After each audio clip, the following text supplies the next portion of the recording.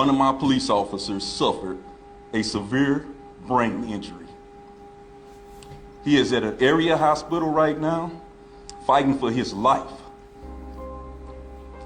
And I'm gonna break away a little bit from what I was planning to talk about. This police department, this Ferguson Police Department, since 2014, has been a punching bag for this community. The police department back in 2014, we don't even have them officers here anymore. So what are you protesting? These officers not even here no more. Everything that the activist community has advocated for, as far as body-worn cameras, implicit bias training, crisis intervention training, all this stuff, we have done all of this. What are we protesting? What is it? We even changed the uniforms at this police department because people said that the old uniforms trigger people. What are we doing? 10 years later, I got an officer fighting for his life. It's enough, and I'm done with it. We're not doing it here in Ferguson. Our community is united behind us. Our community is fed up. We want to heal. Our community want to heal. We want people to peacefully protest, but we damn sure ain't gonna allow you to destroy this city, and we ain't gonna allow you to hurt none of these police officers. Yeah, I mean, that's a valid question. Like, what are we doing? You got to ask yourself, man, like, you got an agency that was willing to go through such hurdles and steps to completely revamp and restructure the way they were doing things, to still continuously not be received by the community that they did it for, and for the community that first requested these changes to take place. And I believe they also even have a civilian oversight committee that approves for these new changes to happen. And what people don't realize is that when these agencies make those changes, that's not cheap, man. I remember like my sheriff's office that I worked for in Virginia, we actually went from this 229 SIG, the P229, and we went to the P320.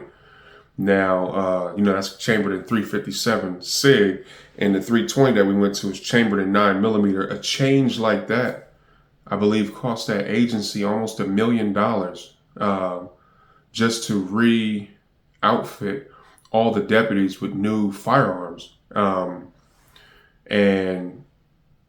That's just the firearms, man. We're not talking about uniforms. We're not talking about equipment like body cameras, tasers, batons, changing the color. That, like, one same agency, one of the issues that we wanted to change the color of our uniforms to a different color, and man, that was going to be a lot of money also, because you get more than one uniform. You know what I'm saying? And you have a class A, you have a class B uniform, you also have like a utility uniform, just for everyday working. You know what I'm saying? So like, this agency went through all of those changes, and the police chief even said that the same people don't even work there anymore, and people are still in an uproar, still protesting. Like, what are they protesting for? So then you got to sit back and wonder,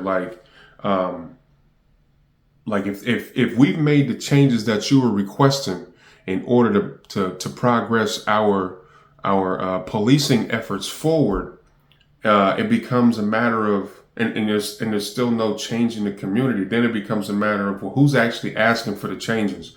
You know what I'm saying? We have to start looking into people that are hijacking noble causes for selfish reasons. And that's an unfortunate situation, that those type of things happen. And this is a police chief, man. I commend this dude. Like, this is a police chief he's turning to the community.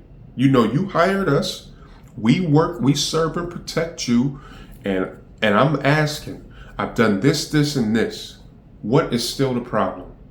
And one thing I would add that he didn't say is, you know, at some point when, you know, I keep reaching across, and you're not really reaching back, or my reaches are getting smacked, then we have to start asking ourselves, at what point do we start holding each other accountable for what's really going on? And that's, you know, because that's unfortunate, man, that he's going through that, and that the city of Ferguson is still dealing with those issues 10 years later, like 10 plus years later. Like, this is crazy, man. You know, we're gonna just say a prayer for them dudes, man, and even the whole city. Keep fighting the good fight, man, and don't give up, you know, because like I was teaching my son a lesson earlier today, even when the lights are off, you know, you learned in the military, like with night vision, or you learned in your physics and chemistry classes, that even in the absence of light, there's light. So keep shining that light, and keep doing the good work that you're supposed to do.